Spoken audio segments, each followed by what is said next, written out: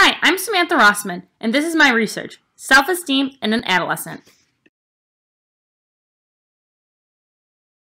Research shows that self-esteem affects both mental and physical processes.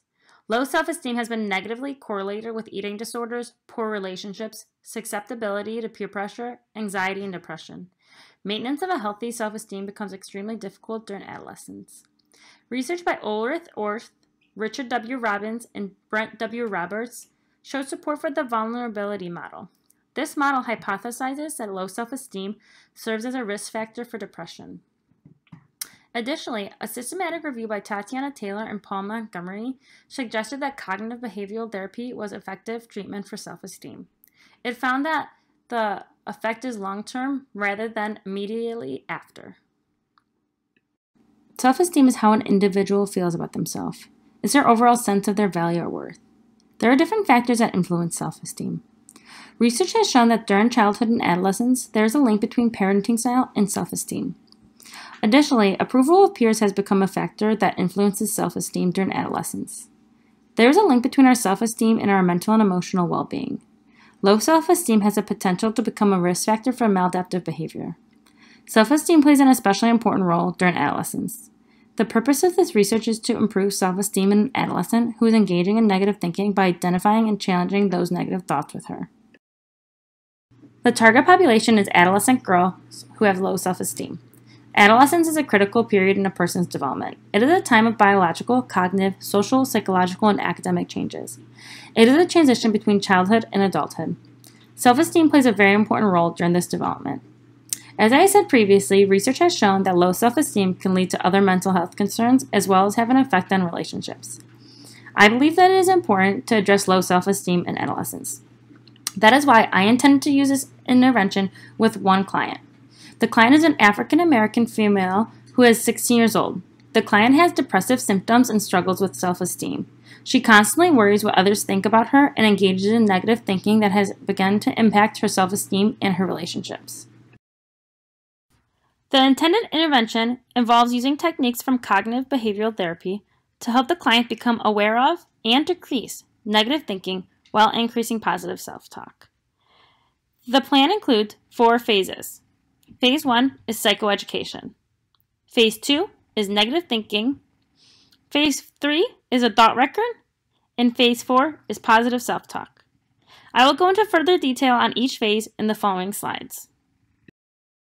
Phase 1 is psychoeducation. In this phase, I'll work with the client to explain the cognitive model and discuss negative thinking patterns. The cognitive model is based on the idea that how we think, how we feel, and how we act all interact together. Specifically, that our thoughts determine our feelings and our behavior. In this phase, I would include discussing negative thinking patterns, which are also known as cognitive distortions. I would use a worksheet with the 10 most common cognitive distortions to help explain what these look like. After providing psychoeducation, I would start Phase 2. Phase 2 is negative thinking. Here I'd work with a client to begin to determine what the main cognitive distortions are in her life. It's important for her to be aware of her negative thinking patterns and which ones are relevant to her. I would begin to work with her to challenge these thoughts. There's many different ways to challenge thoughts. I would include asking her to describe the facts for the thoughts. How is this true? And exploring other ways to view this thought. Phase 3 is the thought record. Since it could be difficult to be fully aware of cognitive distortions, I would assign the thought record as homework to the client. The thought record is shown here on the screen.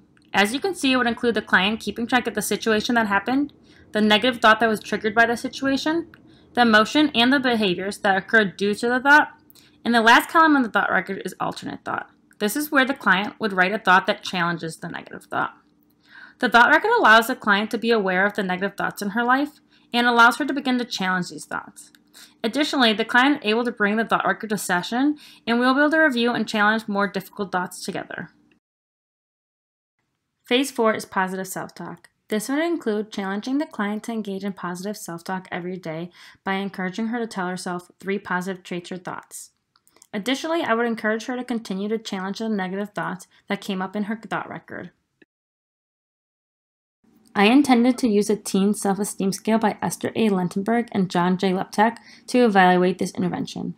This is a self-report assessment that consists of 32 statements that can be answered as true or false. A few examples of these statements include, I need constant approval and recognition. I am often embarrassed by the actions of others. And I am concerned about what others think of me. I would have used this self-report assessment prior to using the intervention as well as after implementing the intervention. Unfortunately, this research study was unable to take place. My hypothesis for this intended intervention is that the client's self-esteem would have increased. Research has shown that there is a relationship between cognition and self-esteem where negative thinking will lead to a negative self-view. I believe that this intervention would have increased the client's self-esteem by challenging her negative thinking. The limitations to this study include a small sample size and the use of the self-report assessment.